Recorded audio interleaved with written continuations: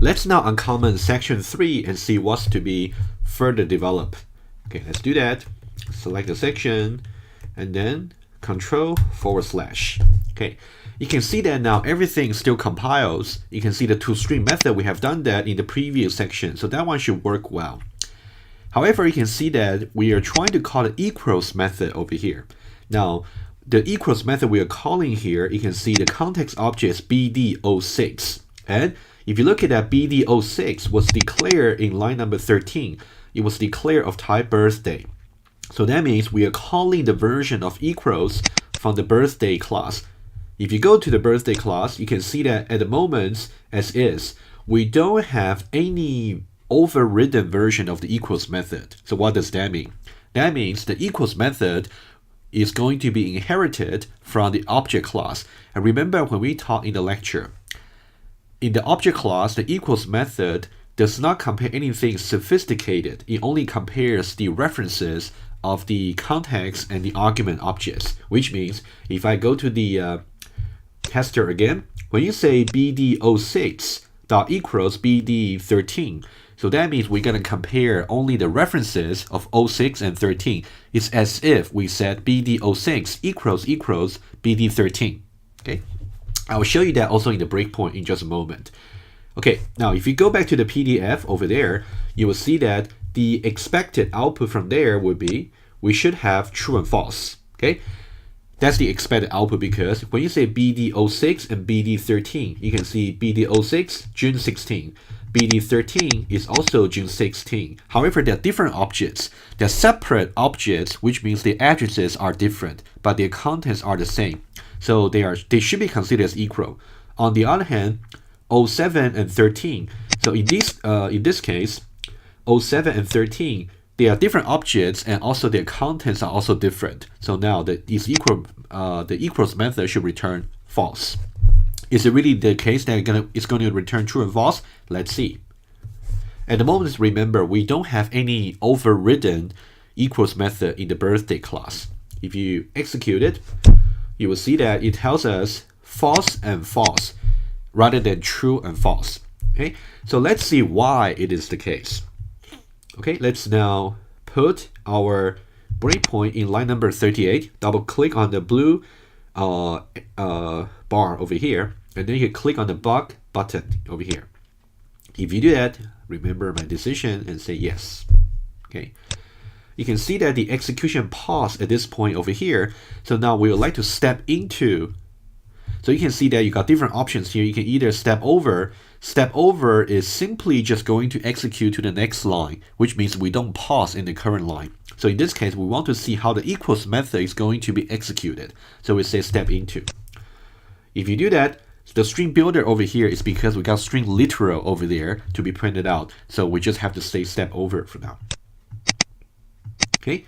So now what the string builder just shown is just how this particular string literal was built. That's a little bit like a sidetrack. Okay, let's step into it again. Okay, and now this time we're really going to see the right hand side of the expression over here to see how the equals method is executed.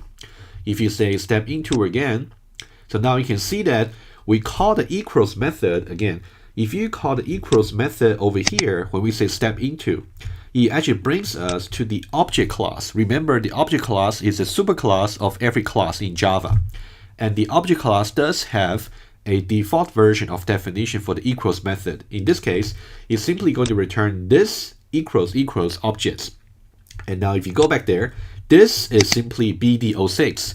And the other object, obj over here, is BD13. So calling this BD06.equals BD13 is as if we said BD06 equals BD13.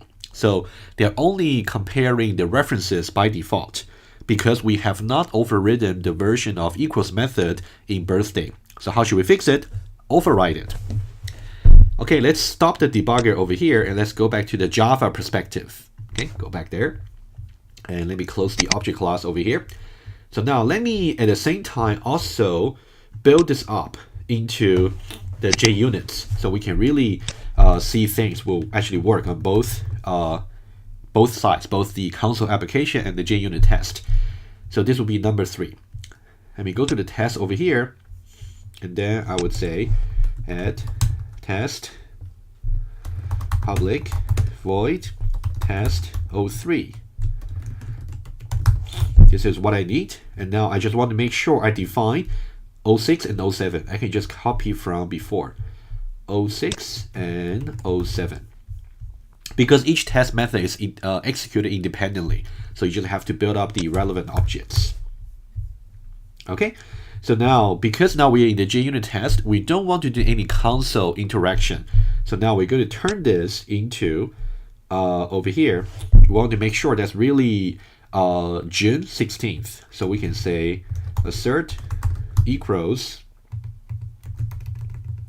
and then we can say we expect that to be June 16. Okay, that's what we expect to have.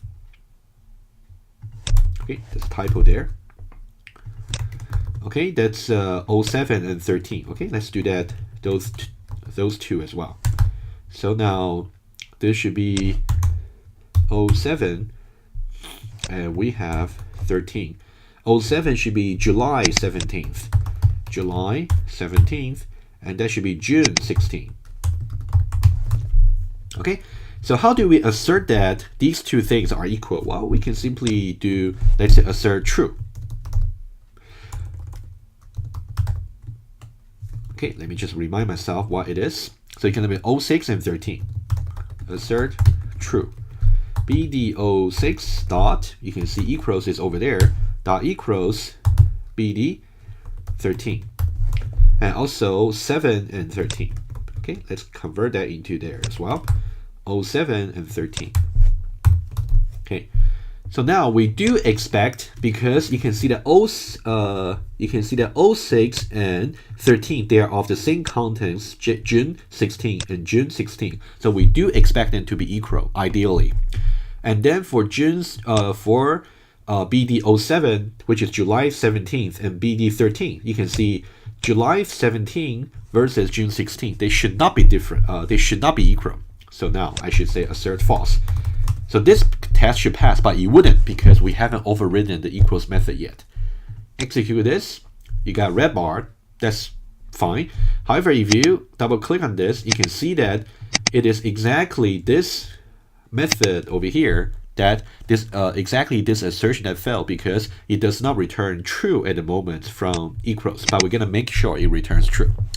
Okay, so now let's go to our birthday class. Let's define the equals method. Let's do that after the string to string method.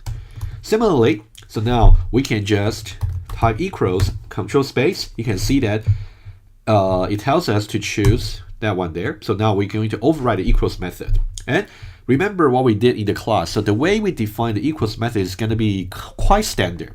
So now we're going to say in the previous three cases, first of all, we'll say if this equals objects, in this case we're comparing simply with itself. In that case, of course, that would be just true. And there are two cases that might make it false.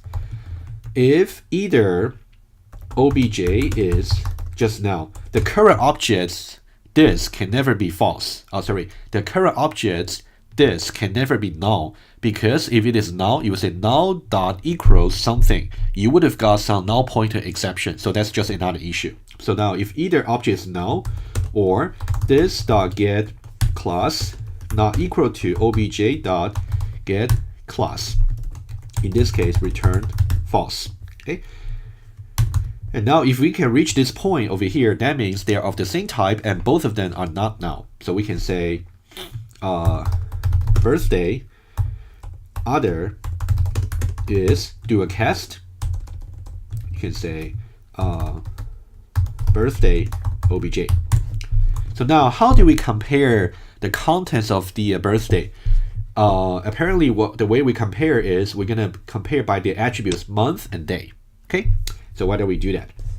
We can say return this dot get month equals. We can use equals here because it returns integer. So compare imperative type, you got only one option, equals other dot get month and also both must be true. This dot get day equals other dot get day. Okay, that's what we have. So that's not so difficult, hopefully. I think, as I said before, these three cases are really standard. Okay.